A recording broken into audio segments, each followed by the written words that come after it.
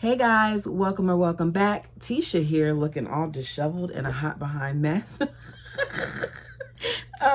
Back for another chapter read of 50 Years in Polygamy. Do me a favor and hit that like button as it helps the channel. Let's get started. Chapter 42, Cedar City and My Mother's Death, 2001. My plans were to take several classes during the summer so I could finish school in the fall rather than in the winter. Things weren't meant to pan out that way. My soul knew there were other things in store and I had to be home, and it miraculously worked out, so I ended up with a 6-week summer break. On my way home, I met Mark in Salina at the gas station. He was on another camping trip with his new large family of friends, Jared, Norma, Diane, their kids, and some of mine. He and I headed up a canyon for some afternoon delight, but for the first time in 10 years, Mark was impotent again. Some of our most thrilling times were out in the wild, which was an aphrodisiac for us. I was hurt and angry while he tried to guess why he just couldn't make things happen. He had a dozen reasons. Among them was his angst about what everyone else thought might be taking him so long. On the drive back to my car, I asked him if he and Norma had ever been tempted and wanted to have sex together. He hesitated, then answered, "I'm married to you and she's married to Jared." "So you didn't answer my question, Mark," I said. "Yes, I did. Anything that goes on or doesn't go on between me and Norma, or anyone else for that matter, is none of your business." Wait a second. This is your wife asking you if you've had relations with your friend, and you tell her it's not her business, especially given the history of that person? See, this is what I'm saying. If we keep it like that, things will be okay. "No, it won't be okay," I yelled. "Just because you think you can keep your life a big secret doesn't mean everybody will be okay." I climbed in my car and left without hugging or kissing him. I started to cry the rest of the way to Salt Lake City. I listened to the radio and sang to my heart's content. Since leaving in January, Mom had been minimally healthy. On my previous weekend visits home, I'd spent as much time as possible with her. This time, as soon as I got home for the summer, Mom started a rapid downhill slide. It was as if her body and soul were telling me, "We waited as long as we could. Now it's time for us." Mother couldn't breathe or sleep well at night. She complained of pain nearly all the time, yet couldn't identify it or where it was coming from. On July 26th, my sister-in-law, Ruth, my mom's nurse/caretaker, my father and I sat with a hospice facilitator while she explained the process and care we could expect from them. Dad signed all the necessary papers while I walked outside with Ruth before she went home.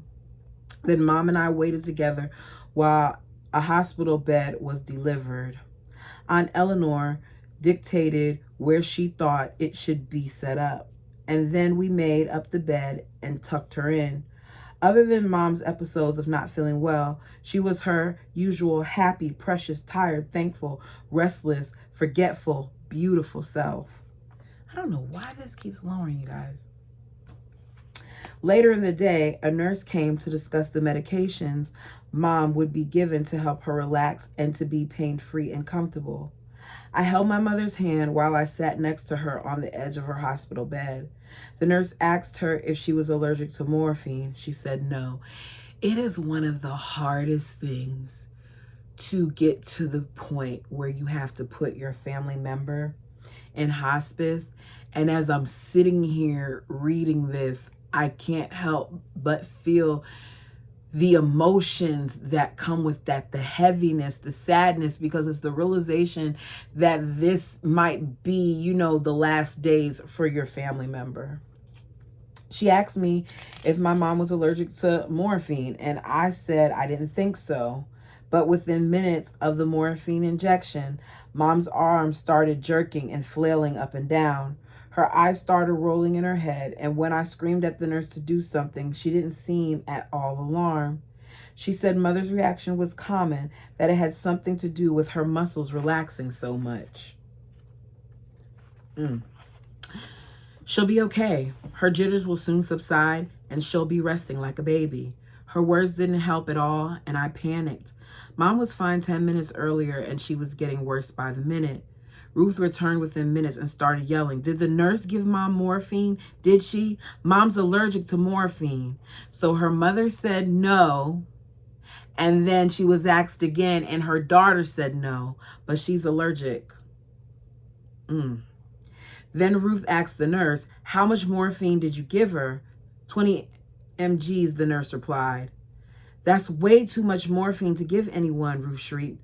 Her nervous, aggravated words directed at the nurse became a jumbled up mess in my shocked and confounded mind. Dear God, I cried out. Oh, dear God, what is going to happen to my mom? Amid Ruth's ranting, I remember Mom had told me many years ago she was allergic to morphine. Yeah, I forgot because she talked about that while the whole labor thing was going on. When Dad came back and was told Mom had been given morphine, he too was appalled. I didn't remember to tell the nurse, he wailed over and over again. He lay next to Mom holding her and explained how close she'd come to death when she was given morphine during my sister Lucinda's delivery. Ruth called the nurse to come back, but the nurse assured her Mom would be okay. With good news and Mom finally calming down, I rushed a few miles into town to get some lunch for everyone. How could I have forgotten Mom was allergic to morphine? Yeah, it's a big forget. You know, this reminds me, I need to tell my mom to start walking around with one of those bands because my mom is allergic to anything in the sulfuric family. She cannot do sulfur stuff. Like even dried trail mix, it jacks her up bad. These are all things that, you know, we should be aware of with our bodies because they can only go off of what you tell them. Ugh. I scolded myself over and over again. I couldn't stop. By the time I rushed back, her room was full of people, all gathered around her bed. My knees nearly buckled under me when it dawned on me what was happening. I screamed, sobbed, and moaned. No, this can't happen. Mom was just fine. No, she can't die yet. She's got more time left. Ruth held me tightly and whispered, our mother has been waiting for you to come back so you can tell her goodbye. I backed up. No. Don't just stand there, Ruth. Do something. Give her back her oxygen. Stop her from gasping. She isn't supposed to die yet. Help her, Ruth. Help her, Ruth. You know what to do. Calmly and as true to love and life as she is, Ruth told me again, Sophia, your mother isn't in any pain.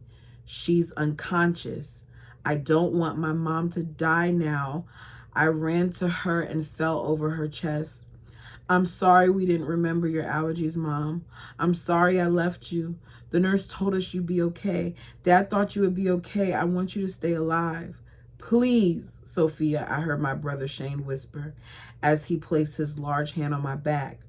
Our precious mother needs you to let her go now. Tell her goodbye. Sobbing, I hugged Mom and kissed her on her shoulder, her face, her eyes, and her arms. I was sure she didn't care. If I have to let you go, but only if it's really your time, Mom. Is it your time to go? I gasped and sobbed.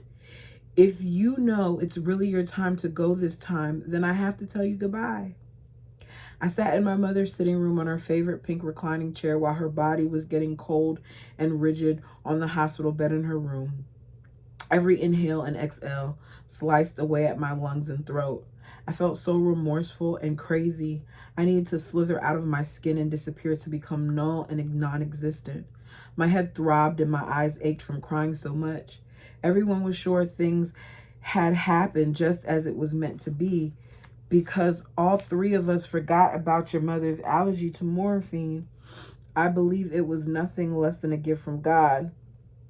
The nurse believed Mother would be okay in a while, and even Ruth, who did remember, was gone at the very time her presence would have stopped the injections and prolonged your mother's life, Dad told me.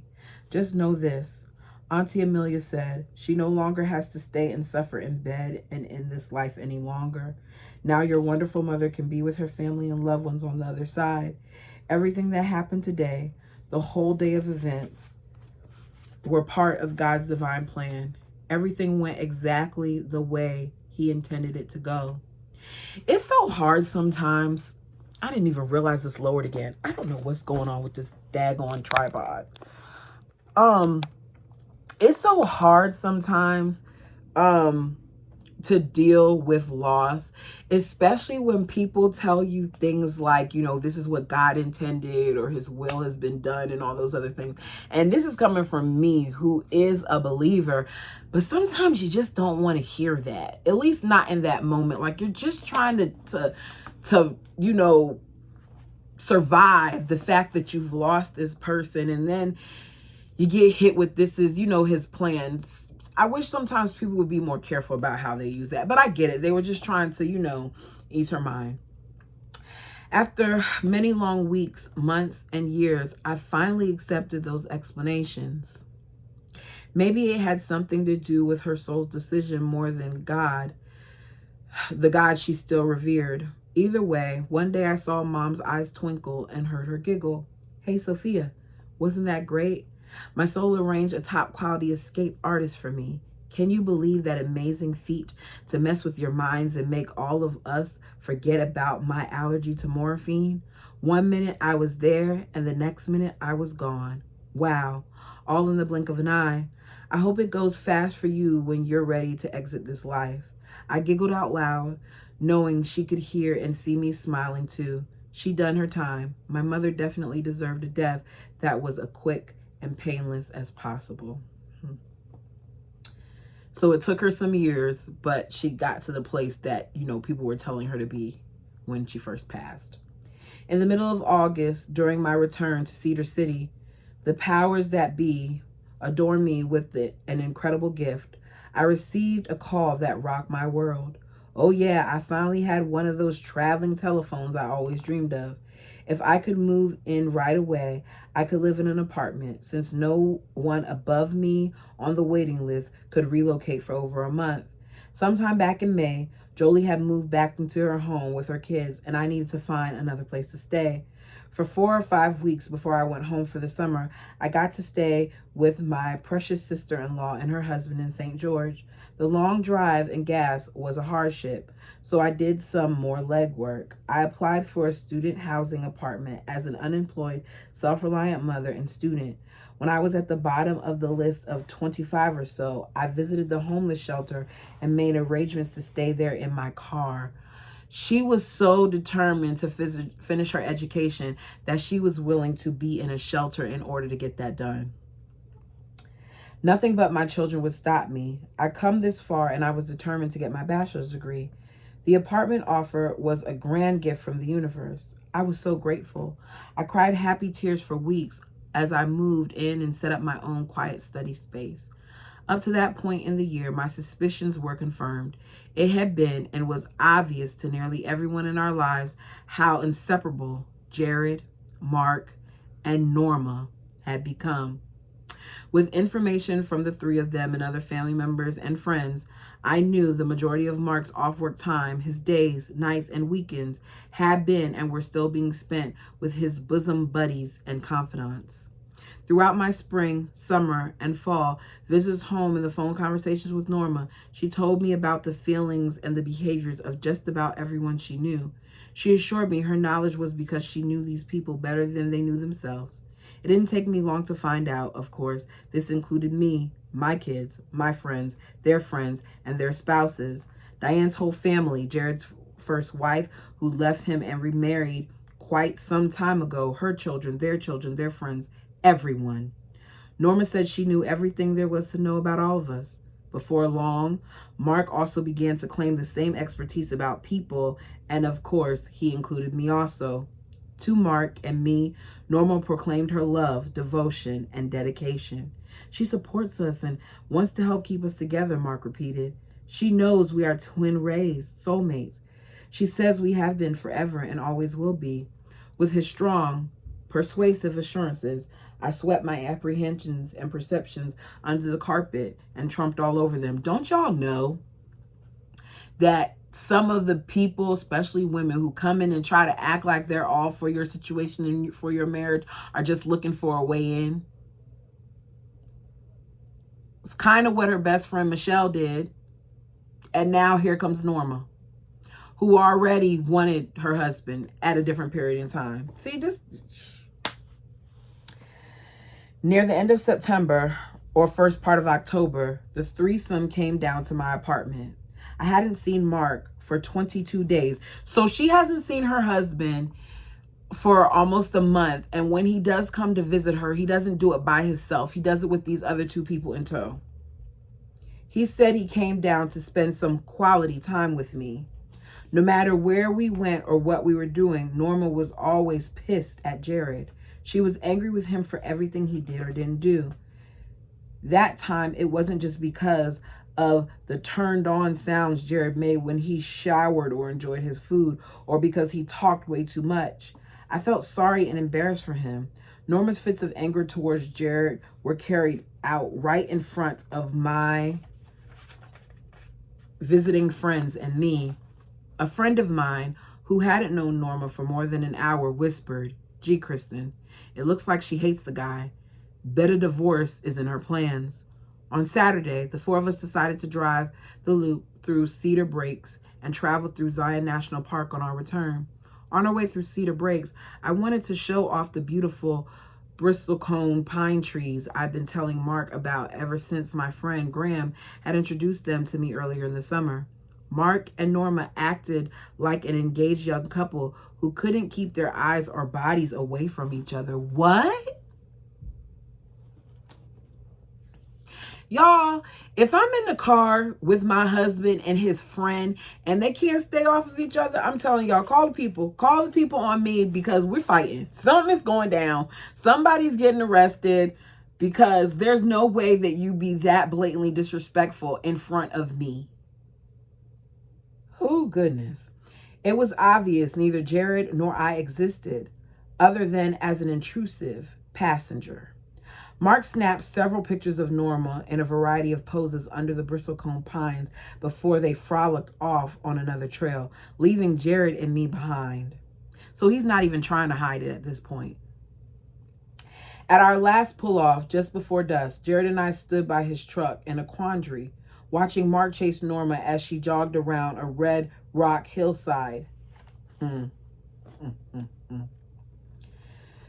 Close to a dangerous-looking ledge and round down a pathway on the other side of a ravine before they disappeared into the canyon. While they were gone, we waited like puppies waiting to be drowned. We walked around a little, sat in the truck, and leaned on the truck wondering how I wish Jared had a girlfriend with him and I had my friend Lyle to take off with. I thought about Lyle and our nonstop laughter, the deep conversations about our families and our likes and our dislikes. I wondered how his kids and grandkids were, and if and when he'd meet the right lady of his dreams, who loved horses and who would live with him on his ranch someday. If only he lived closer, I daydreamed. If he were here today, I'd definitely go the other direction with him. I would even. Their proclaimed friendship, Jared said. Sorry, Jared, what did you say? Oh, I was just asking you how you feel about Norma and Mark's proclaimed friendship. It's okay with me, I lied. Then I said, the truth is, it has to be okay, even though it hurts like hell. I always wanted Mark to have close friends who would appreciate his value, intellect, wisdom, and goodness. I'm honestly grateful you two love him and treat him as good as you do. I just have to trust them, Jared, because a long time ago, I chose to let go and let live. I've told Mark several times how his decisions often cut me to the core, but I can't and won't try to change or manage him anymore. I am not in charge of his life, only my own. Sounds to me like she has 1 foot in and 1 foot out, because there's no way. There is no way. Contrary to his normal diary of the mouth, Jared was silent for a long time after I spoke. I never known him to contemplate anything I said, let alone really hear it. Then he said, "Guess that makes sense, Sophia. What else can we do?" When Mark and Norma returned a little over an hour later, I was more angry and hurt than I knew what to do with. So he probably couldn't get it up for you because he's too busy getting it up for Norma. Because why would these two disappear for over an hour on an excursion that you wanted to take him on so you can show him a special area to you, and rather than enjoy it with you, he's sitting here enjoying it with this other person? The rest of the miserable way back to my apartment, I sat clear across the back seat, mulling things over. In the first place, Norma's actions contradicted her regular assertions that she knew Mark and I should stay together. You and Mark are twin rays, Kristen, she'd often say. He is in love with you. He loves Diane, but he's in love with you. You two are meant to be together forever. Norma won again where Mark was concerned, which had been typical all year long. Whatever Norma said, did, thought, felt, or believed was the way it was, with no ifs, ands, or buts. Not one thing I brought up, felt, or cared about mattered anymore to Mark. To complain about anything only lengthened a fight that wasn't worth having. His ongoing denial and defensiveness of Norma's intentions and his day and night need to serve her every need and wish were obviously far more important than his professed loyalty or love for Diane and me. By fall, even before Mark's claims that he came to Cedar City for some quality time with me, I'd already heard about Norma and him spending a lot of time together, holding hands while shopping and dining out, playing footsie and flashing their eyes at each other, and of having been caught in suggestive situations. Folks all over the Salt Lake Valley came out of the woodwork to tell me or my friends of the things they've witnessed and of their concerns for what was obviously a fling going on behind my back while I was away, they'd say. I don't understand why no one called them out, but why they're telling her. What we don't understand is how they get away with all that right in front of Jared and Diane. Are they blind? How can they be so dumb or act like they don't know things are going on when it's practically right in front of their faces?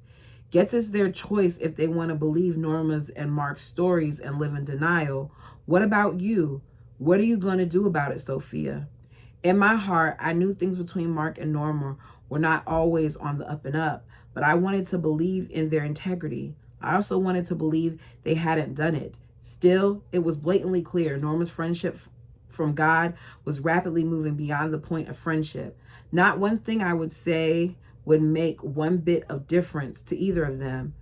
Earlier that spring, Norma told me Mark was pretty much the most perfect man she'd ever met. Nothing he'd ever done, did, or would do was wrong. What I considered abuse, she said, was nothing more than discipline our children, the discipline that our children deserved. She gave me more reasons and excuses for his behaviors than even he thought of until they got their heads together. Who else had ever...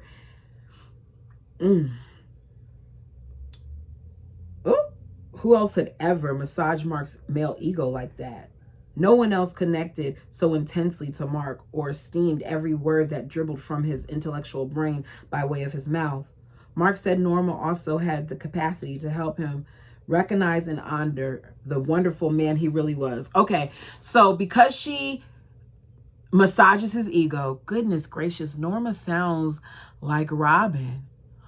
Norma has some characteristics that I find to be really like, oh, he's so great, he's so this, he's so that. Because if I compliment him and if I just act like he's just this best person, then he's going to fall for me. She's giving him the honeymoon, the forever honeymoon that Robin Brown talks about. And who else needed his sacrifice and kindness in times of crisis more than she did? Those lengthy thoughts reminded me of the way Michelle idolized and needed me and how much she sucked me into her life. All in all, none of that really mattered. Maybe that's why I didn't try to beat the boogers out of them when I felt like it. Even everything going on between them, I knew I couldn't possibly continue in Mark's polygamous lifestyle. He was obviously not going to leave and would be expanding. By the time we arrived back at the apartment, all of us were exhausted. I was filled with emotion I couldn't speak or express. I went right to bed. In the middle of the night, after my feeble attempt to tell Mark how he and Norma's vacation made me and probably Jared feel, Mark surprised me. Mark does one little thing and she lets everything go. So let's see what this surprise is going to be, y'all. Because what is he going to surprise her with? Is he going to surprise her with the truth? Or is he going to apologize and act like he told Norma they got to stop or something? Let's see. He asked me to forgive him. Say he didn't even realize how he behaved. Oh, please. It doesn't say that, but I'm just saying, like, please, really? You don't realize what you're doing? Of course you didn't. That's my whole point, Mark, I said. It's been like that ever since you two have become friends. Again, he convinced me there was nothing going on between the two of them other than Norma's desperate need for solace and friendship and fear of her pending death. I forgot. They became friends because she says she's about to pass. But I don't think that that's a thing. I couldn't be there other than physically. As I'd done so many times before, I fell into the make love and everything will be better mode. After Mark fell asleep, silent tears poured from the corners of my eyes and drenched the pillow all around my head. I wrapped myself in a blanket and sat on the lawn under the floodlight. How on earth had I let myself fall into the same old daydreams and longings? Yeah, how did you let him apologize, have sex with you, and then you let it all go, despite all the things that you heard and despite what you just witnessed in front of your own face? Despite your husband telling you that what he goes on between him and this lady is none of your business. Now, I'm not married, but I would think that would be her business. All that wishful thinking and our newfound love had kept me with Mark for the past 10 years. At first, when we fell in love again, I'd shifted into workaholic mode in order to deal with living polygamy and to be able to stay. Even with that, a myriad of ongoing hardships, we were still in love. I thought I had to go to school and then go back home and life would continue that way. Apparently, it was another vicious joke. Then I tried to be happy enough to live my own life to accept Mark's choices and his ongoing absenteeism. In our desire to maintain peace and joy in our lives while accepting each other's choices, we still weren't dealing with the real issue. In my case, I needed and wanted more. And Mark obviously needed Norma to need and want him more than he needed or wanted me. He told me many times how satisfying her love, appreciation, validation, and acceptance of him were. It was tough enough to deal with Diane in his life. Now he had a girlfriend as well. By then, I was certain Norma's spirit guide would also direct her in how to divorce Jared and come out looking like a goddess to him and her family. And because I believed she'd not die, I was sure she'd come by an honorable explanation as to why she wouldn't be required to die, but would be expected to let Jared go. I need to get the hell out of this picture fast, I thought. If I leave, Norma can share Mark with Diane. Callie will never return to Jared since she is deeply in love with her husband, but I can be on my way out to find a life and happiness elsewhere. My soul might even direct me to a really amazing man, but I am quite sure that man doesn't exist. Chapter 43. Ooh, I like what this is called, y'all. Let's see. It's called Calling It Quits. Let's see what she's quitting. I hope she's not quitting school, and I hope she's quitting him. 2001. Our fighting separated us for 5 days during the end of the summer. It seemed I'd never forgive Mark for spanking our 3-year-old grandson so hard it left bruises on his behind. Yeah, that's too much. In my opinion, there was no excuse for spanking a child in the first place, let alone hitting his little bottom that hard. Again, Mark used every reason in the book to justify his behavior. I'd already separated twice during our 10-year honeymoon phase because of his displays of anger towards Anne and Keith. I hope Mark would never spank a child like that again, especially one of our grandbabies. And even after we got back together, way back then, I wondered why. How did I accept his justifications and forgive him? Or did I just push away the heartache as usual? It haunted me forever and a day. To add to everything else, my resentment and anger revisited me like a punch in the stomach when Diane appeared uninvited at my home on my birthday. I felt similarly about her presence several times before, as I was sure she had felt about mine, but that time I was sure she had intentionally disregarded my wishes. I had already written her a letter several months previously telling her I loved her dearly as a person, but I needed her to give me some time and space. For my own sanity, I wanted and needed my own home to be independent from the reality and appearances of polygamy, which she, as Mark's other wife, represented. Diane didn't bring a card or a gift or say one word to me all evening long. She hung out and observed. Why? Her presence was invasive to me as a burglar casing out my personal belongings. She pored over my actions, the dynamics between Mark and me, and the gifts I received from others. And even though I felt assaulted by her disrespect of me, I surrendered my pride just to be kind and behave graciously. Norma was the one I was really infuriated with. She already told me and others how she loved to cause trouble, how fun it was to toss some huge piece of trouble in the middle of people, then sit back and watch the mayhem she caused. Then Norma would do her wicked little chuckle that made her chuckle at herself some more. The night must have been another of the jolly bombs she tossed into the wind. That night must have been another of the jolly bombs she tossed into the wind and sat back and gloated about. Norma knew my feelings, and still she brought her friend Diane to my birthday celebration. I'm wondering how Diane feels about Norma, given that Norma is doing what she's doing. If she's uncomfortable with how he loves Kristen, supposedly, because at this point she's Kristen, then how does she feel about the situation? I'm just saying. And still, she brought her friend to my birthday to celebrate my birthday celebration. Norma even said she could change and arrange things. According to her own words, she needed to be in control of everything and everyone around her. She bragged several times about how she could advise or persuade Diane to do or not do whatever she wanted. She's so manipulative. Norma took pride in that, and whether Diane knew it or not, she appeared to be one of Norma's puppets.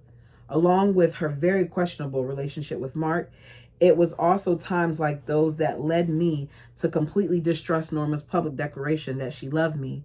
While I cleaned up the dishes, I felt physically ill. I knew I dishonored myself by passing that injustice off as I'd done multiple times before, just to keep the peace, avoid a scene, and to help everyone else feel happy and safe and guilt-free. Right. Until the last several years, I had often gone out of my way to support peace between Mark and Diane and our children. In my lifetime, I lived by the fictitious but real in my head manual called How to Completely Dishonor Oneself. I could hear my therapist's voice again. Chris told me to create and hold on to my own serenity. Nourishing my mind, body, and spirit was not in keeping with my old, negating, pointless patterns of dysfunction. The next morning, on my birthday, Mark and I made love and cuddled for a long time, yet my stomach was still queasy. As always, I felt extremely anxious about expressing any deep feelings, needs, or thoughts with him. Like a million times before, like a dog waiting to be kicked, I tried again. Things moved along fairly peacefully as I revealed my discomfort with Diane's presence at my party. What was new there? Mark said he felt the same about her neediness and insecurities as he always had, but the tides changed sharply when I explained how Norma's decision to ignore my requests were also offensive to me. Because he don't like Diane, he likes Norma. It's funny how when this shiny new penny comes along that you drop some of the other ones, right? I wonder, I said out loud, if last night was one of Norma's sinister, antagonistic pranks she proudly claims to engineer so she can sit back and delight in her manipulative powers. You've heard her brag a couple times about how she loves to do that. Diane has always been insecure when it comes to my feelings for you, but Norma didn't do anything to create the problem. She loves you.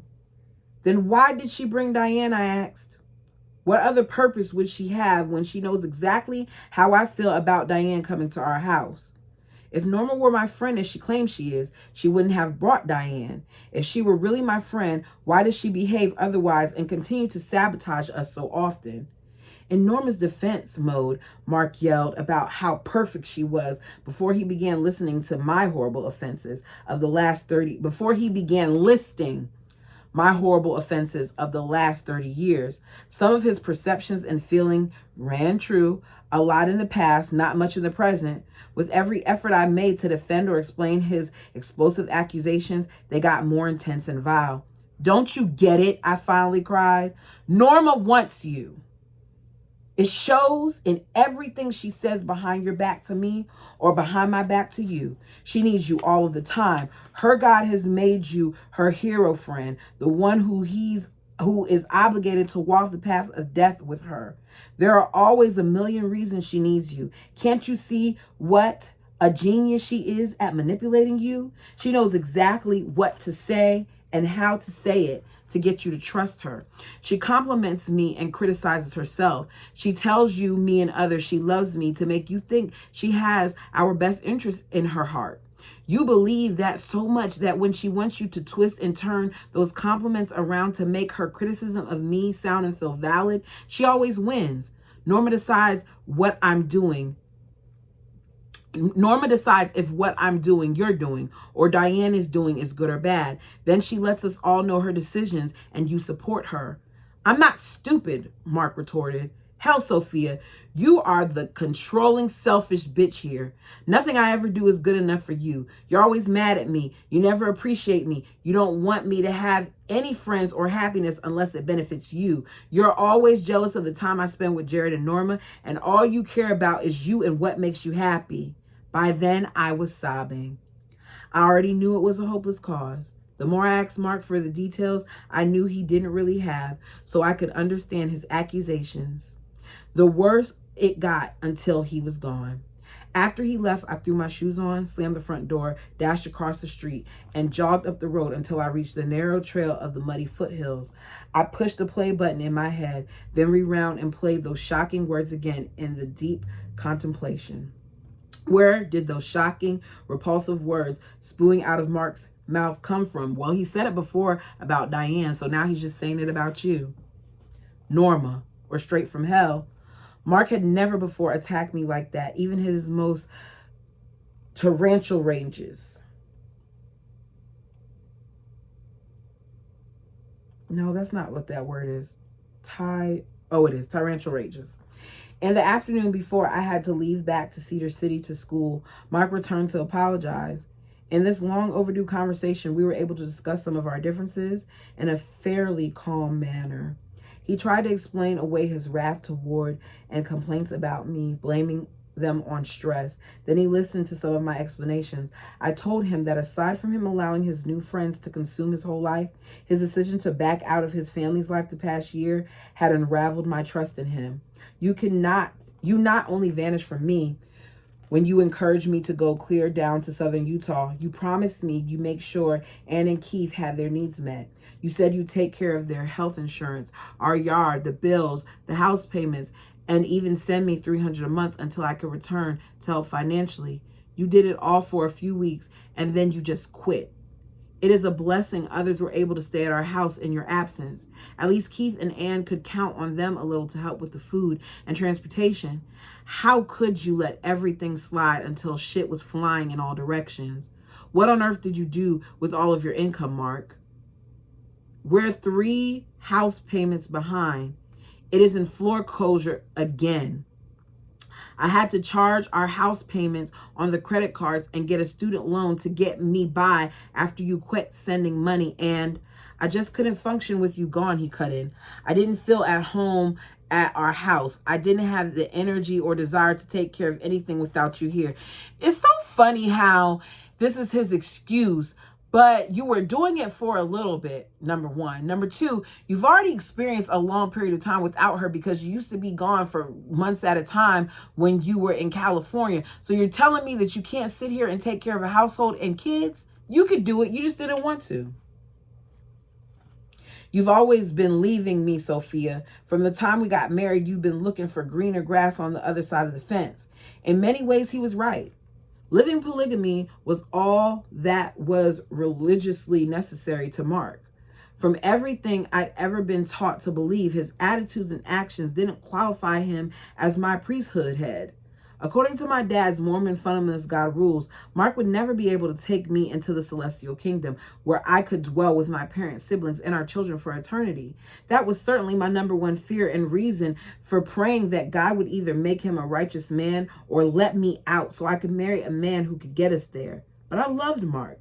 I wanted to be with him, so I begged and cried. I tried to kindly and sweetly sway him into honoring his priesthood like other good men in the group. A man has to have at least 3 wives to get even his big toe into heaven. And the way things were going, Mark wasn't going to make the grade as far as my dad, our prophet, was concerned. I had a reputation to get and keep. Everyone else our age was on their way to attaining their plural wives and their celestial kingdom. I pushed and encouraged Mark to get another wife, and when he tried, I would freak out again. So he stopped, and I get miffed. Then, like the good wife I was required to be, I nudged him even more, and where did we end up? After about 20 years of this off and on, of finding ourselves and doing some inner healing, I finally fallen in love with Mark. Then I started leaving him, a good man, because he had to honor his commitment to Diane and plural marriage, and I couldn't. There certainly was some truth in his charges against me. My compassionate, trusting heart, where did I get compensation from? I'm making up words. My compassionate, trusting heart also wanted to believe his reasons for abandoning us. What else could he do without assurance of my never-ending love and devotion? Accepting Mark's justification for bombing out on all of his responsibilities and us wasn't easy, because it's a crappy response, but whatever. She's gonna forgive him. In every thought I tried to, but the more I thought about his excuses, the more unreasonable they were. Oh, maybe not. The whole year I was gone, the threesome was busy dining out, working on projects together, camping, vacationing, and going on various other outings. So you already knew where the money went. Mark and Norma often came and went by themselves. Whenever I asked him why he didn't have time, money, or energy for us, his reasons were never clear. His refusal to answer my questions in itself was deceitful. Now his claim that he couldn't function without me, like a cop-out, contrived so he could continue to do whatever he wanted to do with his time, with no responsibility or accountability to his family. If his reasons were valid, why hadn't he been honest about everything in the first place, circumventing all this confusion and anger? We had such a long list of problems. It was no wonder we were on a dead-end street going nowhere. I was grateful Mark didn't ask me what he could or should do to make things better, like he had done so many times before. We both knew it hadn't done any good in the past. I was quite certain it wouldn't make any difference now. Mark's next words took the breath out of my lungs. Sophia, as of today, I am divorcing you. I am releasing you from any and all marriage contracts or commitments we have ever made together, religious, legal, and celebratory. The only thing that will put our marriage back together is love. Our love will have to be strong enough to take us through anything and everything, or we will never make it. I'm not sure why I wept so. As my body was doubled over in sorrow, my soul was set free. The dent in the side of our bed when Mark sat down drew me into his hip and back. He tenderly rested his left hand on my shoulder. Then, not surprisingly, he used another of Norma's favorite sayings to sanctify his necessity to end our marriage. Sophia, you have come out of your, what is this word? I'm going to try to say it. Chrysalis, and turned into a beautiful butterfly. If I hold on to you as I like to, you may smother and die. But if I let you go to let you fly away, and then you come back to me, you will truly be mine. What in the world? I don't even know what that is. What is Chrysalis?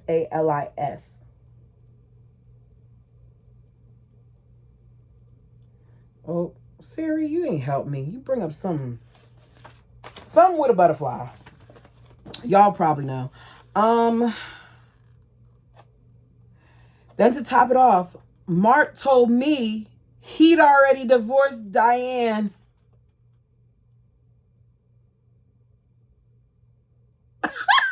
Y'all, I didn't mean to pause like that. He already divorced Diane. They're supposed to be united together in marriage, right? Sister wives and all that other stuff. But you didn't even have the common decency to let her know beforehand that you already divorced Diane. You slept with her, and because she said this stuff, now you're... Goodness gracious. He said, but I will never go back to that marriage. I am done with any and all of my past commitments there. I married and stayed with Diane because I believed in the religion our parents convinced us to live. He said he'd done the best he knew how to do in caring for and loving Diane and their kids. Now that they were all over 18, he was through living polygamy. My 3.5-hour drive back to Cedar seemed endless. Mark's furious, ear-splitting charges, his presentation of our past few years, both fact and fiction, and especially his abrupt end of our three-way marriage were all trifling with my sanity. One moment I was apathetic and grateful, and the next I felt sure my anguish would crush me to death. The things he had told me cut deep into my heart. That is insanity from the get-go, I complained during our long, drawn-out discussion a couple weeks later. How can you ask me to be married to you without Diane being married to you? It would break her heart and mine. It should be the other way around, you know. She will be completely happy to have you to herself. She'd have her children, my children, and her best friend Norma, and even Jared, if he's still in the picture, and all of her kids for family gatherings. Mark, Diane is the one who will continue to be the good wife, the one who will stay loyal to you forever. According to Norma, that would make Diane's dreams come true. You and Diane are supposed to stay together. I am the one who's been leaving you all these years. God only knows how many times you've told me you won't ever leave her. I wish Diane really knew my heart, not the stories I knew she heard. Gossip was coming back to me from several angles as well. I wanted her to understand me and the remorse I was feeling for what she was going through. If she talked to me or write or call, I could tell her I always wanted her happiness and never tried to hurt her. Well, other than that time with the car, I regretted not being a better friend and sister to her. I was sorry I hadn't gone ahead and mailed those notes, letters, and cards I wrote and wanted to write her and didn't because Norma told me not to send, telling me Diane didn't want them and or to hear from me. Norma was causing all types of issues from the very beginning. I don't even like Diane, and Norma was causing all types of issues from the beginning. Right then, I wish I could have forced Mark to take Diane back so she, our kids, and I could stop hurting, as if I could. In the next few weeks of dealing with my emptiness, longing, and memories of so many wonderful days in Mark's and my marriage, I wish we could be in each other's arms. I wish nothing had ever gone so crazy and never again would. In those moments, I wanted to plead with him to take Diane back so he could take me back, or the other way around. I promised him I'll be good. I won't be jealous or cry anymore. I'll make myself be happy in our misery and not trade it for another misery like you said. Wait a second. You kind of want it out, but here you are begging this man? I don't like it. However much pain I felt, nothing compared to my life's consoling blood flowing in abundance. The personal freedom I had embraced away from too many years of conflict helped solidify my decision to finally let go. Oh, thank goodness. My lingering pain was not much for myself, but for everyone else, my kids, Diane and her kids, Mark and our friends, because of too many wounded assumptions and spiteful words. All of our hearts were aching. With time, I hoped our grief would dissipate and all of us would someday be able to heal. And that is the end. And that is where I'm going to stop for today. It's interesting that so much is happening in 2001 because I believe in the next chapter, we're still going to be in 2001. I think that Mark is a jerk. I think that Mark is going to end up with Norma. And if that's where he ends up, then good for him. Stay there. Because for real, Mark hasn't been a good husband for a long time. Those are just my personal thoughts. You all tell me yours down below. What do we think about these chapters? Y'all tell me what you think about Norma. Let's talk in the comment section about Mark and about Norma, because you all tell me. I feel like Mark and Norma have already had some samples, and Mark, obviously, because of how much he's allowed this woman to influence him, has sampled the cookie. You all know what I mean by cookie, her goodies. Tell me what you think down below. Until next time.